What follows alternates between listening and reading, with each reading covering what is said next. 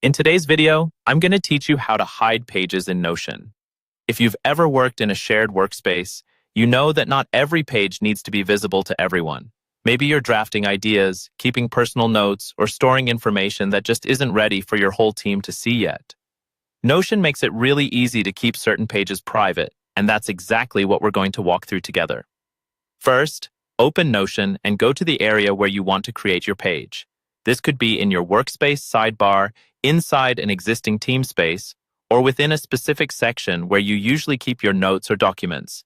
Take a moment to make sure you're in the right place so the page ends up where you expect it. Next, you're going to create a new page. In the sidebar or inside your current workspace, look for the option labeled New Page. You might see it at the bottom of a list of pages or as a button inside a team space. Go ahead and click on New Page. This will open up a blank page where you can start typing a title, adding content, or choosing a template.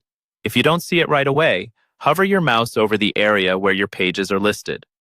Notion sometimes hides that button until you move your cursor there. Once the button appears, click New Page again to make sure you're actually inside the New Page editor and not just looking at the sidebar. Now that your new page is open, before you add too much content, we'll change its location so it's hidden from others. At the top of the page, Notion will show you where this page currently lives, usually under a workspace or a team section. Here, you'll have access to options to move or reorganize the page. Look for the option that says Move to Private. This option transfers your page from a shared or team area into your private section, where only you can see it. Click on Move to Private.